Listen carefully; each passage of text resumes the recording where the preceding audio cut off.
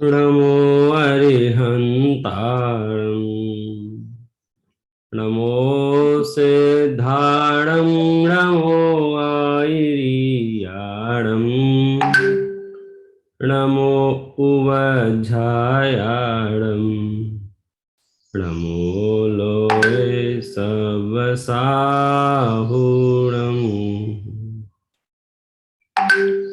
नमः समय साराय स्वानुभूत्या चकासते चित्स्वभावाय भावाय सर्वभावान्तच्छिदे।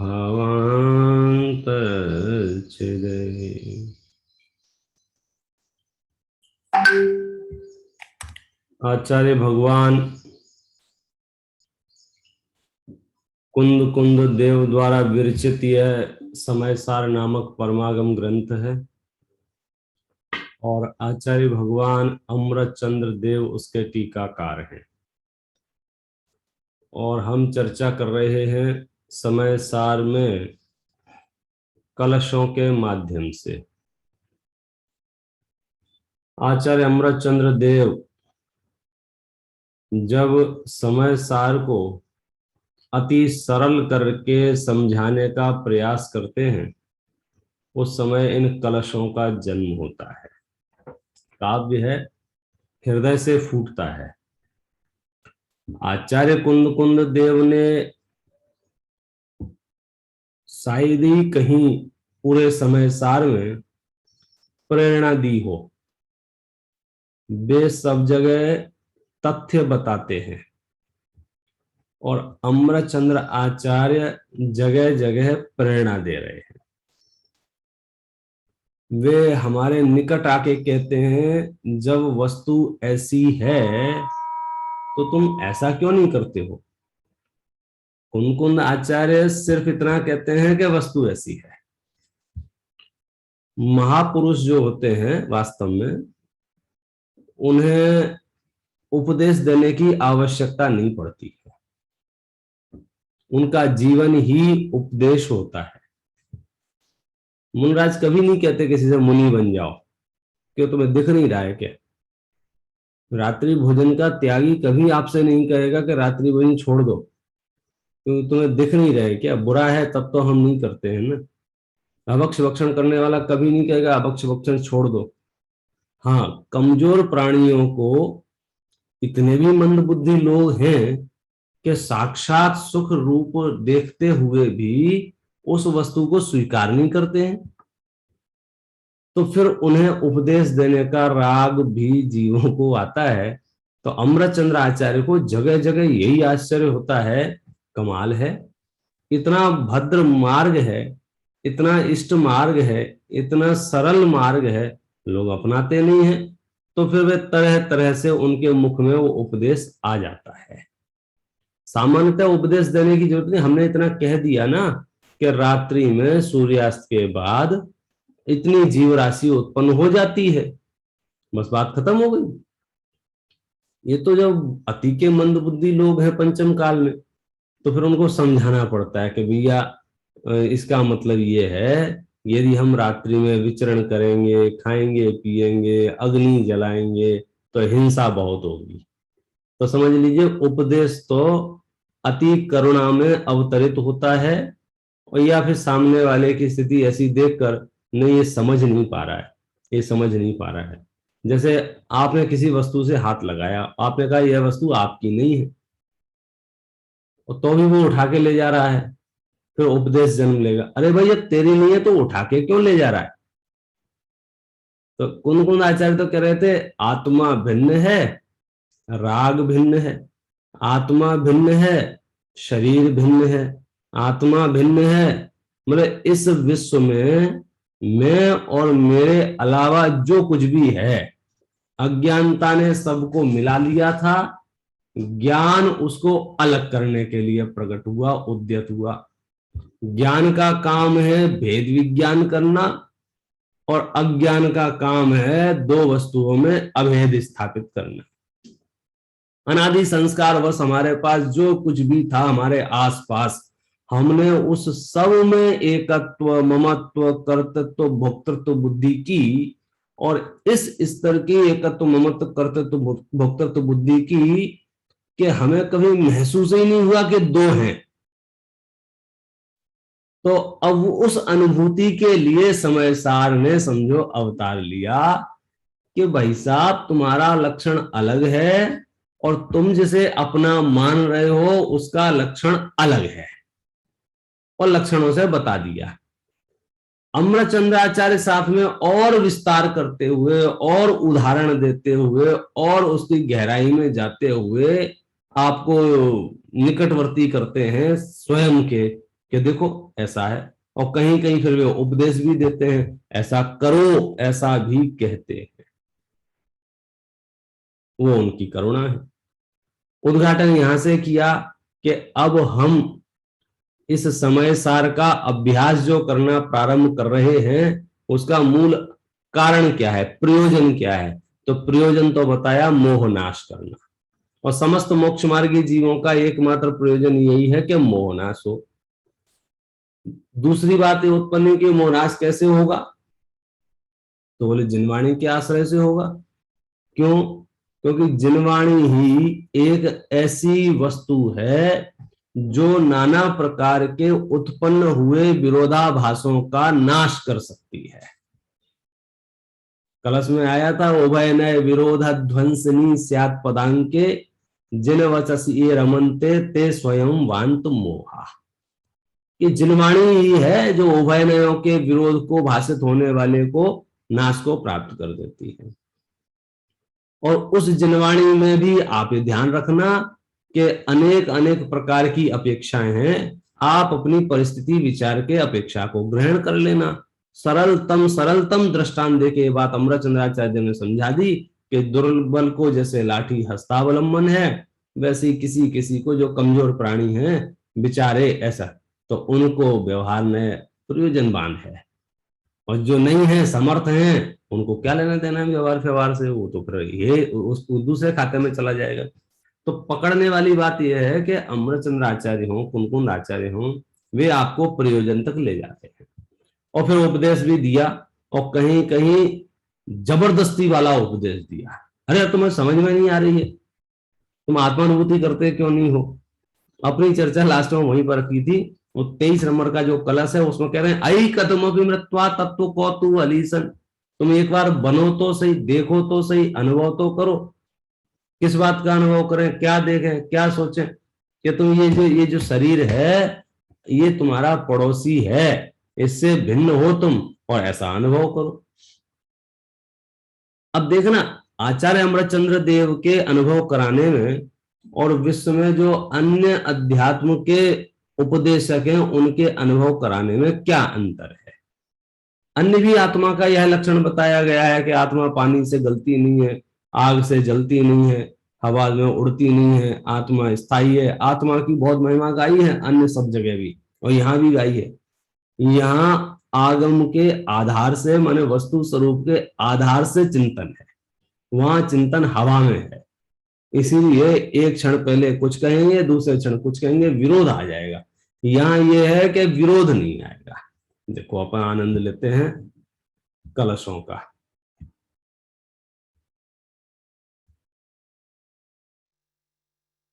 ये अपना हो गया।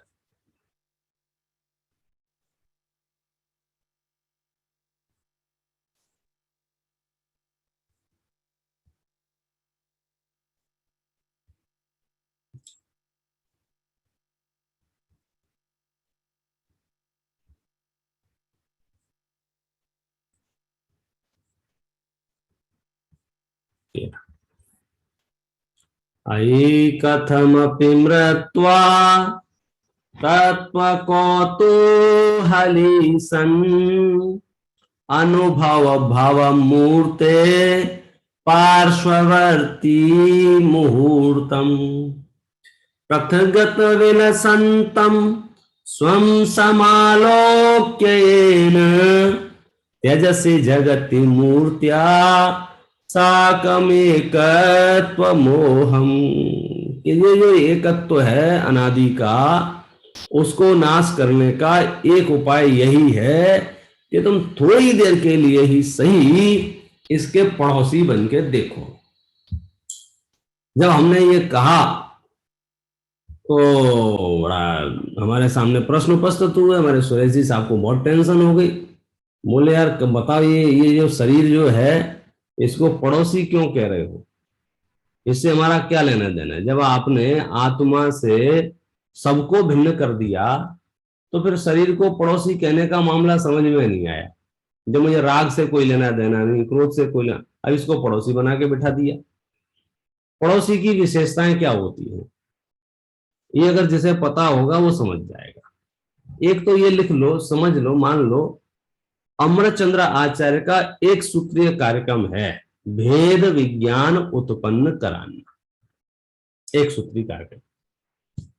अब मुद्दा यह है कि किससे भेद विज्ञान कराएं, किससे? तो फिर एक विवेचन तो शास्त्रों का ये है, जो द्रव्य गुण पर्याय के आसपास चर्चा चलती है और सामान्यतया पर्याय क्षणभंगुर होती हैं, पर्याय नाशवान होती हैं, पर्याय अस्थायी होती हैं, द्रव्य स्थायी होता है और द्रव्य दृष्टि की प्रेरणा दी जाती है, पर्याय दृष्टि का निषेध किया जाता है। ये सैद्धांतिक रूप से बात हुई।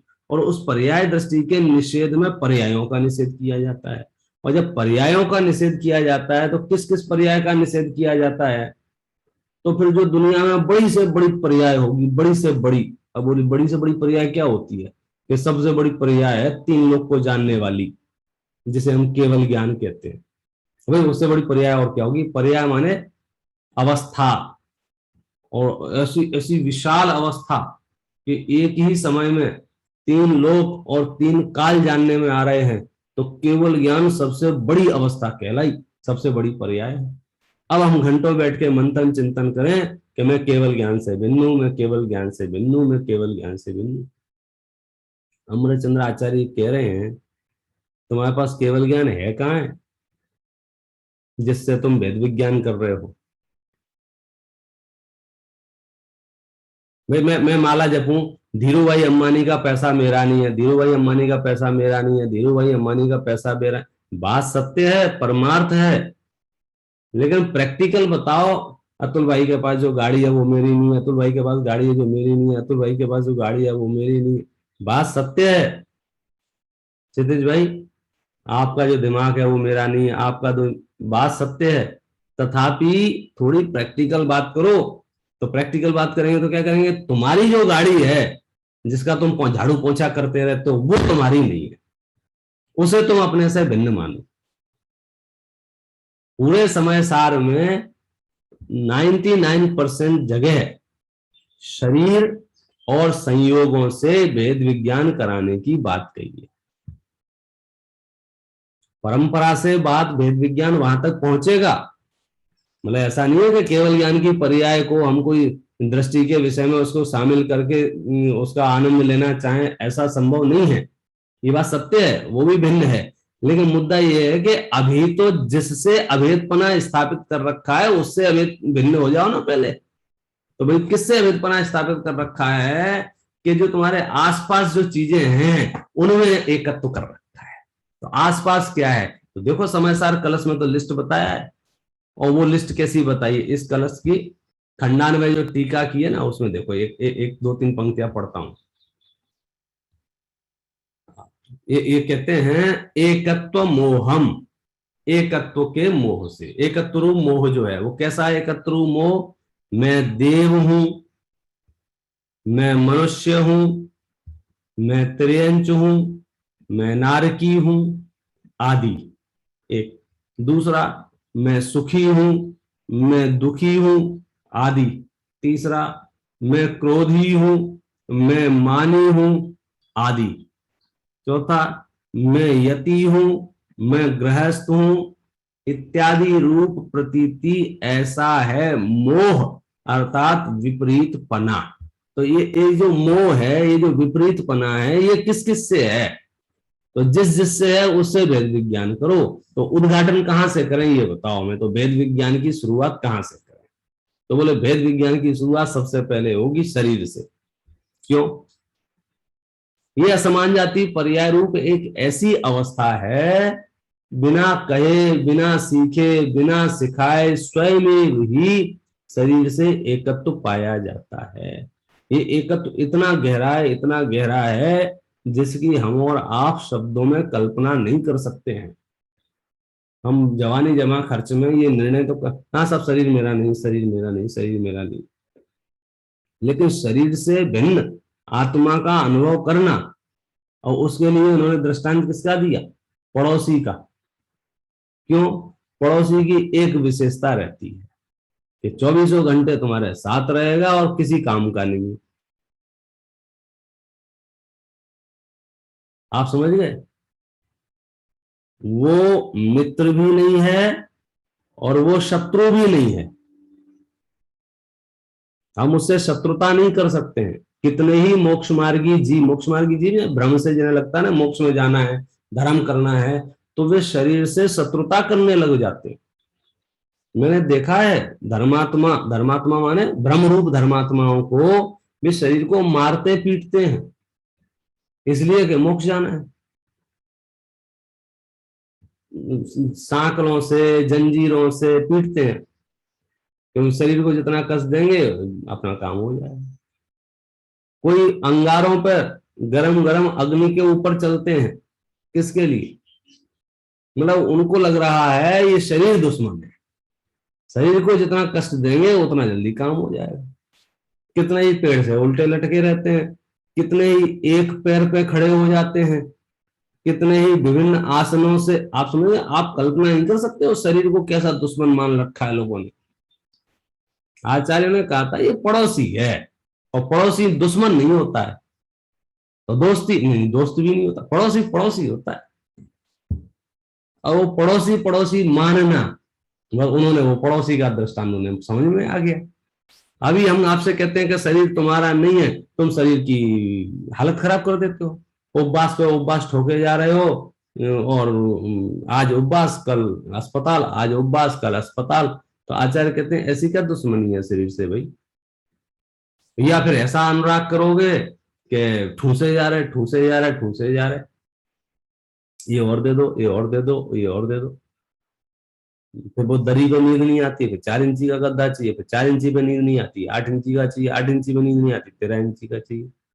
मतलब या तो आप उसकी सेवा में हाजिर हो जाओ 24 घंटे, आधी रात को भी आइसक्रीम मांगे तो उठ के जाए खिलाने के लिए, ऐसी दुर्दशा है इस जीव की। या इससे ऐसी दुश्मनी पालोगे कि शरीर की हालत खराब कर रखी है। अब ये जो बैलेंस है, ये बैलेंस है पड़ोसी का, कि आप इसको पड़ोसी मानो, फिर क्या होगा कि बस रहेगा साथ में। कभी कभार इमरजेंसी में अपनी चाबी उसे रख देना, उसकी चाबी अपने पास रख लेना, इतना कहते हैं भैया ध्यान रखना। तो कभी कभार आपके काम आ जाएगा। क्या काम आ जाएगा? संयम के काम आ जाएगा, साधना के काम आ जाएगा, स्वाध्याय के काम आ जाएगा। आप देखो एक एक चीज में कितनी गहराई है। दृष्टांत मात्र में जब सोचा, वैसे तो मैं इतना सोच नहीं रहा था, सुरेश जी साहब ने कहा यार बताओ हमको ये पड़ोसी का मामला क्या है, तो हमने चलो सोचते हैं इस पड़ोसी का मामला क्या है। ये मामला है पड़ोसी। सूरदास जी को विकार हो गया। कैसे विकार हो गया? कि इन आंखों से देखा और विकार हो गया, तो उन्होंने क्या किया? आंखें ही फोड़ दी। तो ये आंखें फोड़ना उपाय नहीं, तो क्या करते हुए कुछ भी पड़ोसी मानते हैं आपको। ज्ञान को क्या मानते? दर्पण मानते हैं ज्ञान को। ज्ञेयाकार अशुद्धता नहीं आती है। तो अमृतचंद्र आचार्य तो बहुत इधर उधर लेफ्ट राइट जाए बिना, मतलब आसमानी बातें किए बिना सीधे सीधे बता रहे हैं, तुम्हें जिससे एकत्व है वह तुम्हारा नहीं है। तुम 1 2 5 मिनट निकालो समय और उससे भिन्न अनुभव करो। किससे भिन्न अनुभव करें? यहाँ 2 शब्द दिए हैं, मूर्ते से अमूर्त को भिन्न करो। अब मूर्त में क्या आएगा? मुख्य रूप से शरीर कहते हैं, अकेला शरीर नहीं आता है, जितने जितने भी मूर्त पदार्थ हैं वे सब आ जाते हैं। और अध्यात्म में राग द्वेष क्रोध मान माया लोभ भी मूर्त पदार्थ हैं, तो वे भी आ जाते हैं। मुझे अनुभव तो एक चैतन्य का करना है, अब उसका सरलीकरण बात है। और अमरचंद्राचार्य तो इतना आग्रहपूर्ण भाषा कह रहे हैं, कितनी आग्रहपूर्ण भाषा कह रहे हैं, अई कथमपि मृत्वा, कैसे भी करो यार, कैसे भी, जैसे अपन कहते हैं कैसे भी करके यहाँ अगर एक मंदिर बन जाए तो काम चल जाए, अपना मजा आ जाए, तो क्या करते हैं फिर, व्यवस्था मीटिंगें करेंगे, चंदा इकट्ठा करेंगे, श्रम करेंगे, अरे इतनी इतना विकल्प, और अपना काम हो जाता है। तो अमरचंद्राचार्य तो कहते कैसे भी, कैसे भी माने, अब वो देख लो, बनारसी दास जी ने थोड़ी सी कोशिश की है कैसे भी का मतलब बताने की, देखो मैं आपको बताऊं।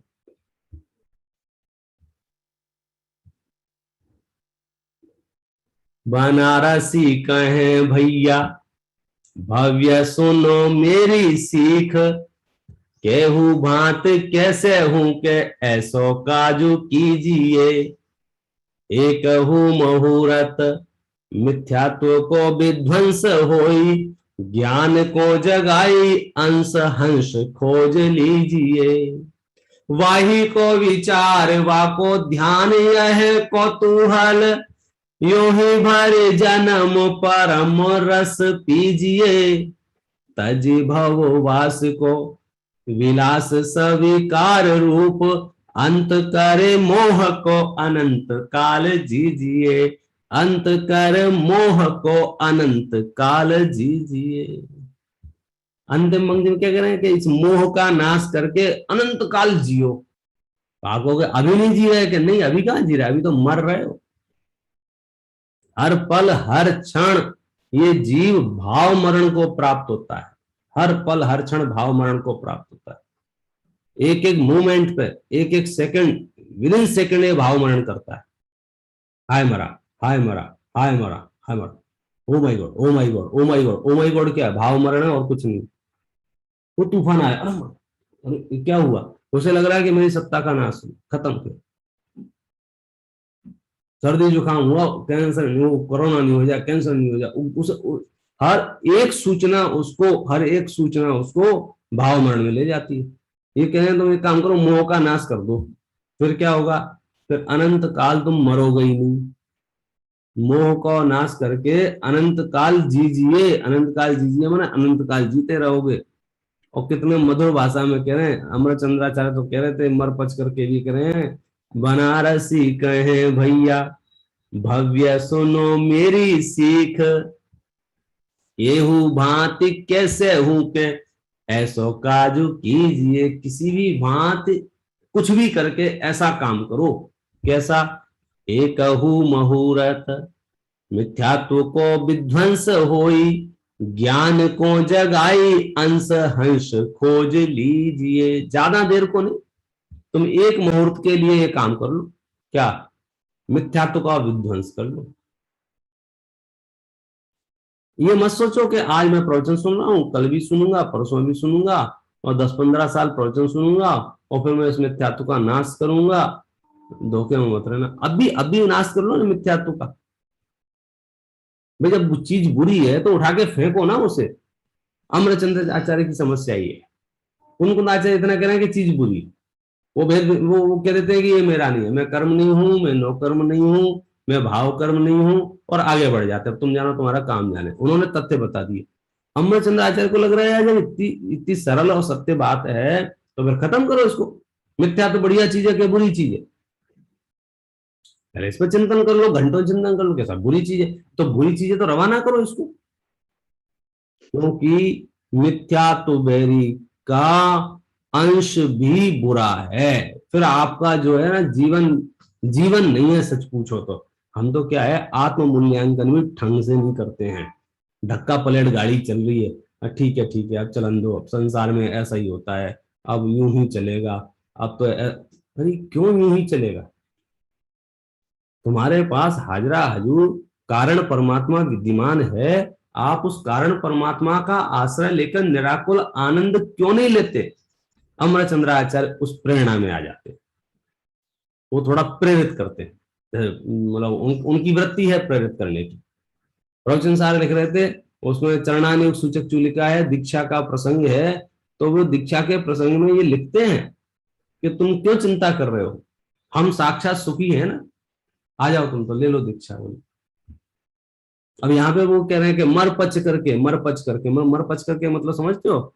अब आप रसगुल्ला बनाने की रेसिपी बाद में सीखना, मोहनाश की रेसिपी पहले सीखना।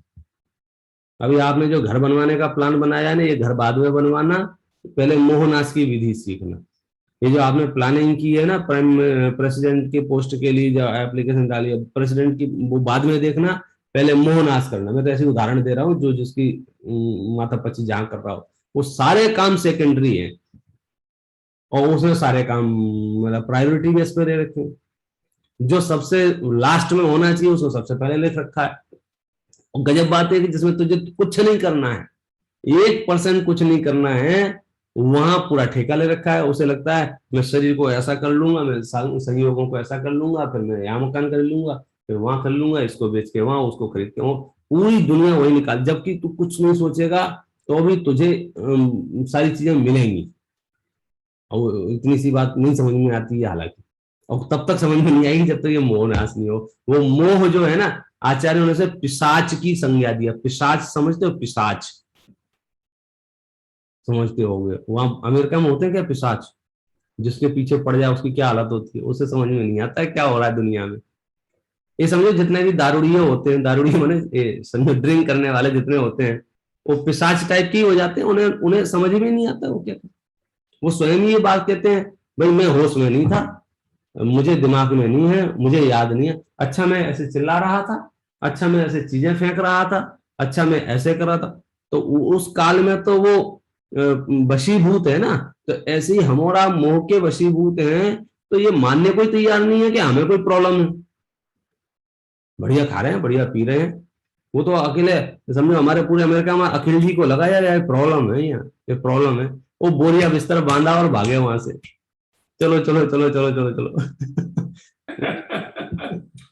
तो यहाँ मोह नाश नहीं होगा बोले, यहाँ तो मोह बढ़ जाएगा। बोले आपने निर्णय अब मैं दो बातें करूं। निर्णय होने के बाद पुरुषार्थ जागृत होता है। उनको आचार्य भेद विज्ञान करा रहे, अमृतंज आचार्य प्रेरणा देके भेद विज्ञान करा रहे, कभी तुम करते क्यों नहीं। बनारसी दास जी उसका अनुवाद लिख रहे हैं। बनारसी कहे भैया भव्य सुनो मेरी सीख, केहू भांति कैसे हूं के ऐसो काजू कीजिए। एक मुहूर्त मिथ्यात्व को विध्वंस होई, ज्ञान को जगाई अंश हंस खोज लीजिए। अच्छा फिर क्या करेंगे? अरे फिर क्या करना है भाई साहब? वाही को विचार, उसी का विचार करो। वाही को ध्यान, हाथ पे हाथ रख के बैठ जाओ। यह है कौतूहल, कितनी देर तक भाई साहब, कितनी देर तक? यो ही भरी जन्म परम रस पीजिए। भरी जन्म, भरी जन्म माने पूरी पूरी जिंदगी। तज भव वास को, और फिर इस संसार के निवास को छोड़ देना।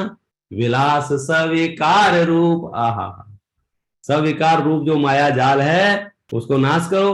अंत कर मोह को अनंत काल जीजिए। अंत कर मोह को अनंत काल जीजिए। अंत कर मोह को अनंत काल जी। अब ये मोह के नाश का जो आनंद है, अब वो मोह भूत पिशाच पकड़ में आए, फिर भगाओ उसको। कैसे भगाते हो? भूत भगाने की क्या विधि है बोलो? भूत भगाने की विधि, चैतन्य में प्रवेश कर जाओ, सारे भूत भाग जाएंगे।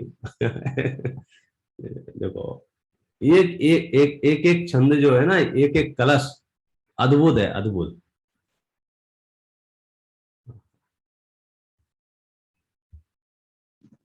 कहाँ गया?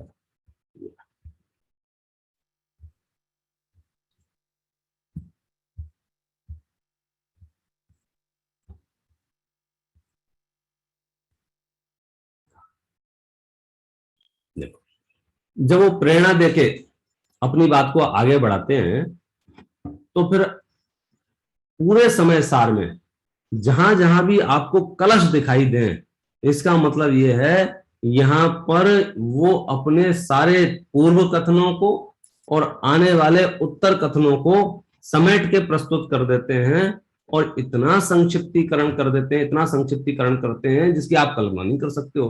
कभी कभी आप बहुत उलझ गए, ऐसा कैसे, ऐसा कैसे, ऐसा कैसे, ऐसा कैसे, तो उन्होंने कहा देखो यार आप ज्यादा बातें मत करो।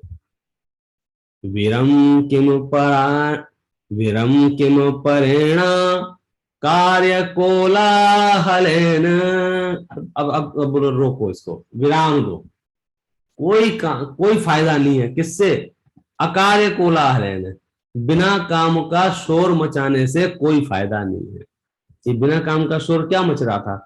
बिना काम का शोर ये मच रहा था, जितने श्रोता बैठे थे उनके सामने ज्ञान में, कोई कह रहा था आत्मा ऐसी है, कोई कह रहा था आत्मा ऐसी है, कोई, अब वो नए विभाग से कह रहे हैं सबके सब। तो अमरचंद्र आचार्य कैसे कह रहे हैं कि अब बिना काम का शोर मत मचाओ, वो आत्मा जैसी है उसका स्वाद लो यार तुम। पॉइंट पकड़ना। सालों हो गए जिनवाणी पढ़ते पढ़ते, निर्भय नहीं हो रहा है जी, मतलब आनंद नहीं ले पा रहा है चीज का, मोह नाश नहीं हो रहा है। अब वो चीज पकड़ में आ जाए तो फिर वो मोह नाश करे। अब मोह नाश के लिए क्या कर रहा है? ज्ञान बढ़ा रहा है, ज्ञान बढ़ा रहा है, ज्ञान बढ़ा है। भाई जब 11 9 पूर्व के पार्टी हो जाओगे फिर भी मोह नाश नहीं होगा, क्या करोगे? मोह अलग टाइप की चीज है और तुम अलग टाइप का काम कर रहे हो।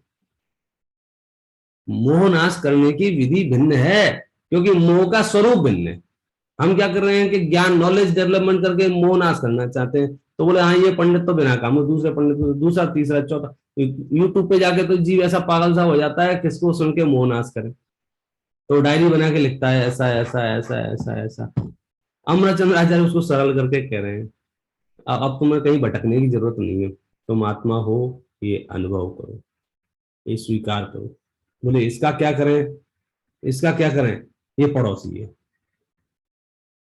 ना ये दुश्मन है तुम्हारा, ना ये मित्र है तुम्हारा। आचार्यों ने कहीं कहीं, मतलब देखो कितनी विवक्षाएं होती हैं, कितनी जगह लिख दिया होगा क्या, ये शरीर जो है ना ये दुर्जन है, दुष्ट है, ऐसे भी आपको लिखा मिल जाएगा। लेकिन उसके कथनों की अपेक्षा समझना। कौन सी अपेक्षा समझना? कि इसको सर पे नहीं चढ़ाना शरीर को, बल्कि सी बात है। अब यहाँ आके क्या करें? अब तुम शांति रखो। क्या शांति रखे? मैं देखो इसका हिंदी पढ़ता हूँ, संस्कृत तो पढ़ूंगा पर समय देखो। हे भव्य जन क्या लाभ है इस व्यर्थ के बकवाद से, अब तो रुको निज को लखो अध्यात्म के अभ्यास से। यदि अनवरत 6 मास हो निज आत्मा की साधना, तो आत्मा की प्राप्ति हो संदेह इसमें रंजना। समझ में आया क्या कहा? अरे यार कब कब कब प्राप्ति होगी, कब प्राप्ति कब होगी, कैसे होगी? तो इन्होंने मैक्सिमम टाइम रिलीज कर दिया। मैक्सिमम टाइम कितना? 6 महीने। 6 महीने। भाई किसी को समझो जो करते हैं ना, क्या कहना चाहिए, शिक्षा करते हैं, तो उसमें अलग अलग डिग्रियां होती हैं, डिप्लोमा होते हैं। तो सबका टाइम फिक्स होता है ना, 3 महीने का होता है, 6 महीने का होता है, 2 साल का होता है, 3 साल का होता है। ग्रेजुएशन 5 साल का समझ लो, 10+2 इंडिया के हिसाब से, तो 12+3। और बाहर जो भी होते हैं सबका एक समय निश्चित है। तो योग्य व्यक्ति जो होता है, पात्र व्यक्ति जो होता है, उतने समय में अपना काम कर लेता है। 2 साल का एमबीए होता है, फिर अगले साल से कमाना शुरू कर देता है। अब हम तो एमबीए किए जा रहे हैं, एमबीए किए जा रहे हैं, नौकरी नहीं लग रही कहीं। एग्जाम पास करें तो नौकरी लगे, नौकरी लगे तो कमाई शुरू, हमारी कमाई शुरू नहीं हो रही। अच्छा कमाई शुरू नहीं हो रही इसलिए हम भटकाओ, इसलिए फिर लगता है शायद यहाँ मजा नहीं आ रहा है, वहां आनंद आ जाएगा। तो कहीं कहीं हम चिकनी चुपड़ी बातें सुन लेते हैं तो लगता है हाँ हाँ हाँ, ये देखो कितनी बढ़िया बात कह रहे हैं। तुम्हें 3 लोग के सर्वश्रेष्ठ सर्वश्रेष्ठ गारंटी से, बिना किसी लाग लपेट के सीधी बात करने वाले आचार्यों का सानिध्य मिल गया है। अब इससे बढ़िया सानिध्य आपको विश्व में कहीं नहीं मिलेगा। और अमरचंद्र आचार्य उसको सरल करके कह रहे हैं कि तुम काय को टेंशन ले रहे हो, तुम एक बार कोशिश तो करो। किस बात की कोशिश करें? आत्मा के साधना की। कितने दिन कोशिश करें?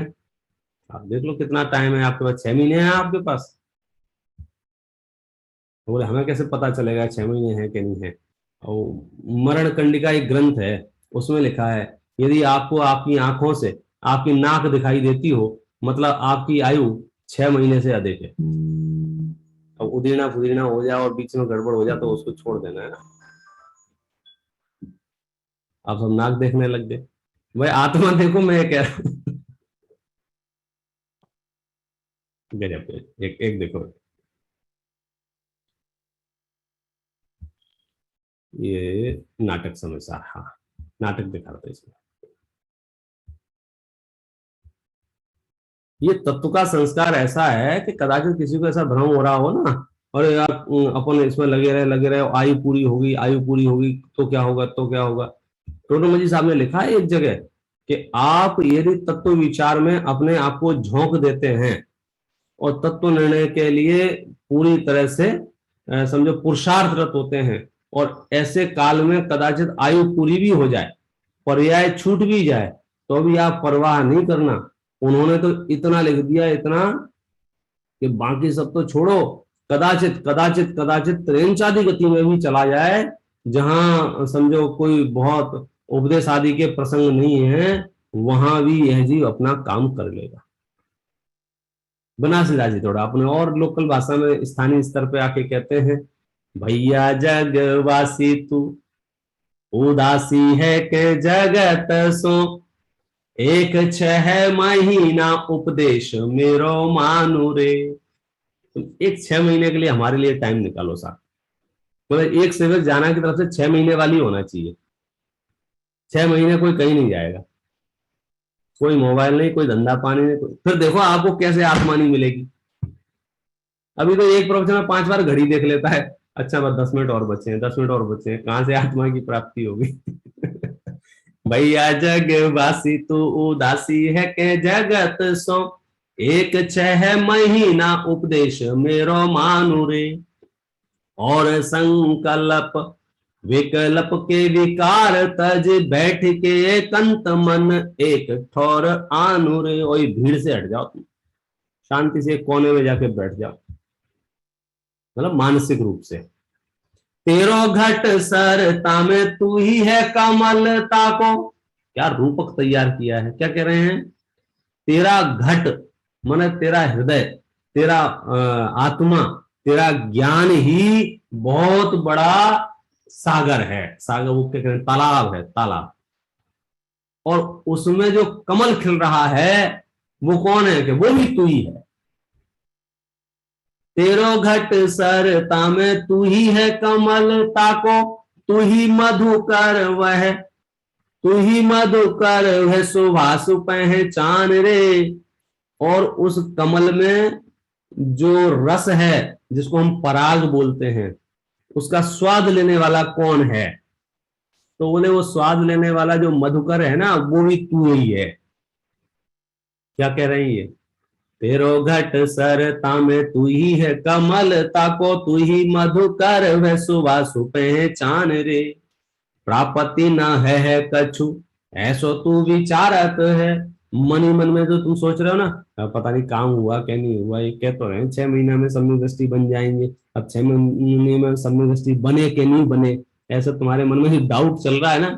बनारसी दास जी लिख रहे हैं, प्रापति न है कछु ऐसो तू विचारत है, सही वह प्रापति स्वरूप यो ही जान रे। तो बिल्कुल निश्चिंत हो जा, गारंटी से प्राप्ति होगी, गारंटी से। किसको कहते हैं गारंटी, बोल कौन दे रहा है आज की तारीख में गारंटी। कंपनियों ने गारंटी तो देना बंद कर दिया है, सब वारंटी पे उतर आए, कोई 3 महीने कोई 6 महीने, तो ये गारंटी दे रहे हैं। सबने बंद कर दी गारंटी, बोले अब पंचम काल में गारंटियां है ही नहीं, ले जाओ, ले जाओ फेंको। हमारे पास एक चैतन्य सदन है कि तू सिर्फ और सिर्फ ये 6 महीना, तो अधिकतम काल है, अधिकतम काल बताया, अधिकतम। मिनिमम कितना बताया था, मृत्वा तत्व कौतूहली सन, 5 मिनट, 2 मिनट बोलते ना अपन। तो पहले कम समय को मुहूर्त बोलते थे, आना मुहूर्त, 2 मुहूर्त के लिए घर पे आना मिलने के लिए, ऐसे बात करते थे, क्योंकि उस समय मिनट नहीं होते थे, तो मुहूर्त वाली भाषा चलती थी। ज्यादा समय लगाना हो तो कहते थे घड़ी, 2 घड़ी के लिए आना, 4 घड़ी के लिए आना, और ज्यादा समय हो तो पहर के लिए आना, और ज्यादा समय हो तो दिन के लिए आना, और ज्यादा समय हो तो हफ्ते के लिए आना, और ज्यादा समय हो तो पक्ष के लिए आना, और जब समय हो तो मास के लिए आना, फिर वर्ष के लिए आना, वो पद्धति थी। तो वो सारे काल गणना में से कौन सा काल गणना चुन लिया? मुहूर्त। आप एक मुहूर्त के लिए ऐसा करके देखो, कैसा करके देखें, बताते हैं आपको।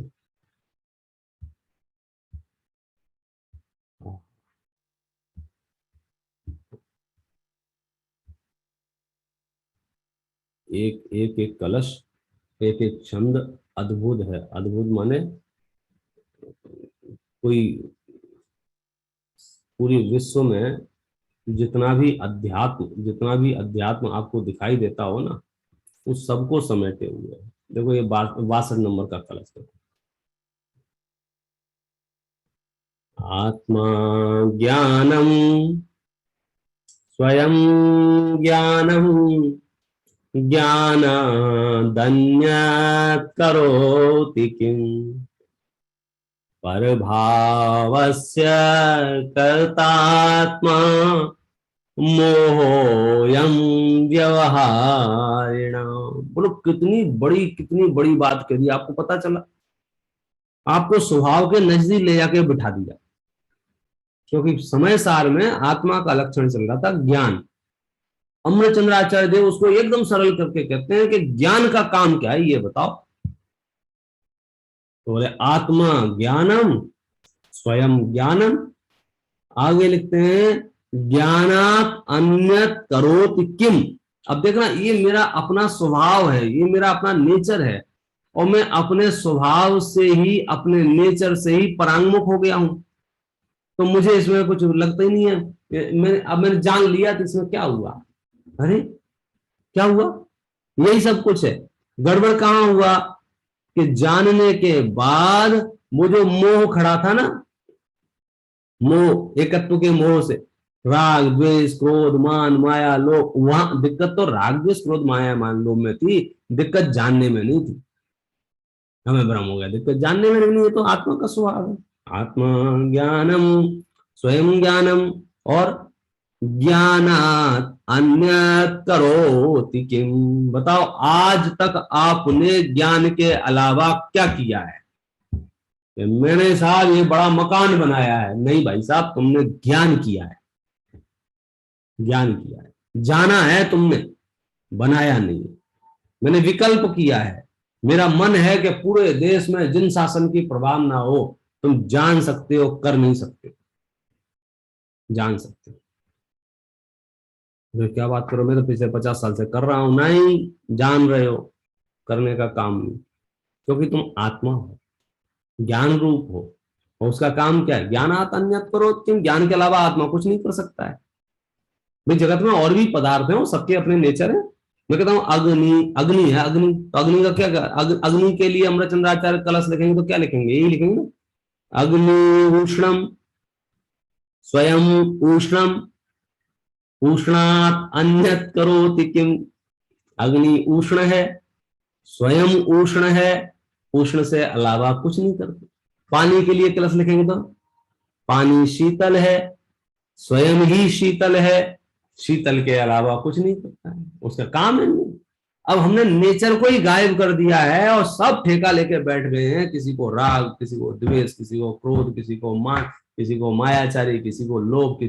और गजब बात हो गई, इतना एक्सपर्ट हो गया, इतना एक्सपर्ट हो गया है, परिणामों से बंध मोक्ष है, वाणी से बंध मोक्ष नहीं है। समझना, इसको मैं कुछ कहना चाह रहा हूं। वाणी से बंध मोक्ष नहीं है, क्यों? वाणी पौद्गलिक रचना है, पुद्गल से पुद्गल नहीं बनता है। पुरुषा सिद्धि उपाय में लिखा है आत्म परिणामों के निमित्त से कर्म बनता है, वाणी के निमित्त से कर्म नहीं बनता है। तो वाणी में मैं कितना ही बढ़िया इष्ट मिष्ट कहूं, मानू, सुनू, देखूं, उससे कर्म तो भीतर घुस के देखेंगे। तुम वाणी एक तरफ रखो। जैसे मैं बहुत स्थूल दृष्टांत देता हूँ ना, वही कोई दोपहर में 2 बजे घंटी बजा दी और अपन ने गेट खोला और वाणी क्या निकली, आइए आइए। परिणाम क्या हुए? कहां से आ गए यार तुम, जो है सो रहा था अच्छा वाला। तो बंध जो होगा वो वाणी का अनुसरण नहीं करेगा, क्योंकि वाणी पौद्गल एक है। पुद्गल पुद्गल के परिणाम तो ढेरों होते रहते हैं, पूर्ण गलन चलता रहता है। शरीर कमजोर होगा, शरीर बलवान होगा, तो कमजोर शरीर में कम कर्म बने और बलवान शरीर में ज्यादा बने, ऐसा नहीं है। डायनासोर ज्यादा कर्म बांधता हो, चींटी कम कर्म बांधती हो, नहीं नहीं। कर्म का मामला जो है बाहर के तामझाम से नहीं है। वाणी में हम एक्सपर्ट बन जाए, उत्तम क्षमा, उत्तम क्षमा, उत्तम क्षमा, उत्तम क्षमा। आपका हृदय पवित्र हुआ कि नहीं हुआ? आपने सबको शत्रुता पने से त्यागा कि नहीं त्यागा? गुरुदेव श्री जिसको बोलते हैं ना, भूला हुआ भगवान माना कि नहीं माना? हम आपको वाणी से मैं कन्विंस कर सकता हूं आपको कि मैं बहुत बड़ा धर्मात्मा हूं। मुझे बताइए, वाणी से कन्विंस होने के बाद और सब पूरी दुनिया मेरी जय जयकार करे, मोक्ष मिल जाएगा कि नहीं मिल जाएगा? क्योंकि मोक्ष तो सराग वितराग परिणामों से मिलता है, वाणी से नहीं मिलता। मैं ड्रेस कोड बदल लूं, वेशभूषा बदल लूं, चाहे आप वेशभूषा बदल लो, चाहे आप वाणी बदल लो, चाहे एक्टिविटी बदल लो, इन सबको छोड़ो। तुम आत्मा हो, आत्मा के अलावा तुमने आज तक कुछ किया नहीं है। ये भ्रम ना निकले, समय सार गहराई से ना पड़े ना, तो सच कहते हैं धर्म करके भी ये धर्म नहीं कर पाएगा। क्यों? क्योंकि शरीर की दो चार क्रियाएं कर लेता है। गलती से कर्मयोग से इसके बाद चार चवन्नियां आ जाएं और दो चार जगह दान दे देंगे तो समझता है मैंने धर्म कर लिया। बस, अब इससे बढ़िया धर्म क्या होता है? क्योंकि जिस मंच पे जाता है लोग उसे माला पहना देते हैं, मुकुट लगा देते हैं, उन्हें अपना संस्था चलानी है, तुम्हारी तारीफ कर देते हैं, तुम धोखे में आ जाते हो कि हमारा काम हो गया, हमारा काम हो गया, हमारा काम हो गया। उसे पंचकर्मा कराने थे, तुम्हें इंद्र बना दिया उसने। अब तुमको कार्टून बना के घुमा रहा है, यहाँ बैठो, यहाँ बोलो, यहाँ चलो, तो तुम समझ रहे हो मेरा धर्म हो रहा है धर्म। उसकी गहराई में जाए बिना भेद, आत्मा ज्ञानम स्वयं ज्ञानम ज्ञानात अन्यत करोत किम। आज तक अनादि काल से तुमने इस काम के अलावा दूसरा काम किया नहीं है, लेकिन मोह का आच्छाद ऐसा है कि वो एक ज्ञान को छोड़ करके सबका कर्ता बना बैठा है। एक एक व्यक्ति ऐसा है, अरे भाई तुम जानते नहीं, क्षितिज मेरी मेरी ताकत नहीं पता है, मैं यदि उतारू हो जाऊं ना पूरी दुनिया को लाइन पे लगा दूं। अब आत्मा ज्ञानम स्वयं ज्ञानम ज्ञानात अन्यत करोत किम का क्या होगा? पूरी समाज को यहाँ के वहां कर दूं, ऐसा कर दूं, वैसा कर दूं, कुछ नहीं कर दूं। एक परमाणु का भी परिणमन मेरे विकल्प अनुसार मैं कर सकूं ऐसा नहीं है। हम और तुम सिर्फ दूसरों को बेवकूफ बना सकते हैं, कर्मों को नहीं। आप हमें सिद्ध कर सकते हो, हम आपको सिद्ध कर सकते हैं जवानी जमा खर्च में, चाहे वो क्षमा हो, चाहे क्रोध हो, कोई भी चीज हो। मूलभूत विषय वस्तु यह है। तो अमृतचंद्र आचार्य इस बात को समझते हैं और वे आपको सीधे सीधे जहां गड़बड़ी है वहां जाके टच कर देते हैं, तो आप बिलबिला जाते हो और बाकी चर्चा करते रहे तो अच्छा लगे। जैसे आपने कहा ना, मैं केवल ज्ञान की पर्याय से भिन्न हूं, केवल ज्ञान की पर्याय से भिन्न हूं, 50 बार बोल रहे हो। तो भाई साहब वो तो ठीक है, तुम ये बताओ तुमने जो अभी गाड़ी नहीं खरीदी है उससे भिन्न हो क्या नहीं हो? नहीं नहीं नहीं, वो तो मेरी है। तो वो केवल ज्ञान की पर्याय की भिन्नता का क्या करें? तो जो रियल प्रॉब्लम है, अमृत चंद्राचार्य वहां आपको टच कर देते हैं। इसलिए आपको ऐसा लगता है अरे यार ये इतना नीचे आके क्यों कह रहे हैं। वस्तु का स्वरूप ऐसा ही है। अपना आज का समय हो गया है। मैं कलश नहीं पढ़ा रहा हूँ, कलश तो बहुत 278 है। मैं सिर्फ आपको टेस्ट करा रहा हूँ कि बीच बीच में से कि इतना रस भरा है। आप सोचो, किसी ग्रंथ की टीका थी वो, और उस टीका में कुछ पद्य थे, वे पद्य अलग से लेकर पूरा ग्रंथ बन गया, इतनी कैपेसिटी है। यदि आप कलश कलश अकेले पढ़ते जाओगे तो आपको ऐसा लगेगा नहीं कि कुछ गड़बड़ी चल रही है या आधा अधूरा आया है। आप किसी किताब में से बीच बीच से पैराग्राफ निकालो, फिर आप पढ़ो, आपको समझ में नहीं आएगा तो यार क्या बात चल रही थी। लेकिन ये कलश लाइन से पढ़ते चले जाओ, आपको समझ में आ जाएगा। और दादा ने जो सरस अनुवाद कर दिया है, सीधा सीधा, संस्कृत आपको नहीं भी समझ में आए तो हिंदी में पढ़ते चले जाओ। श्रुत का अवलंबन लें और अपने मोह का नाश करें। इस मंगल भावना से अभी की बात। बहुत बढ़िया विपिन जी। अब इस 10 लक्षण महापर्व में कल एक प्रवचन है आपका, बढ़िया। उसके बाद ये लगता है कि कलश वाला। हाँ जी, क्या कह अच्छा हुआ याद दिला दिया, नहीं हमारे यहाँ तो पूरे हो गए। कल एक है। हाँ जी हाँ जी, बढ़िया बढ़िया। और ये कलश इतना बढ़िया चल रहा है कि मुझे लगता है मैं भी अगले शिविर में जब शिकागो आओगे तब अरे कलश का कुछ। जबरदस्त जबरदस्त है। एक एक क्लास के अंदर घुस जाओ, तबीयत खुश हो जाए।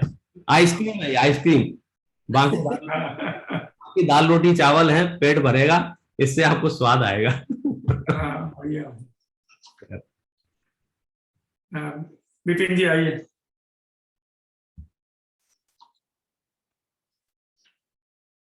जय जिनेन्द्र। जय जिनेन्द्र। आवाज आ रही है बराबर? हाँ आवाज आ रही है। ठीक।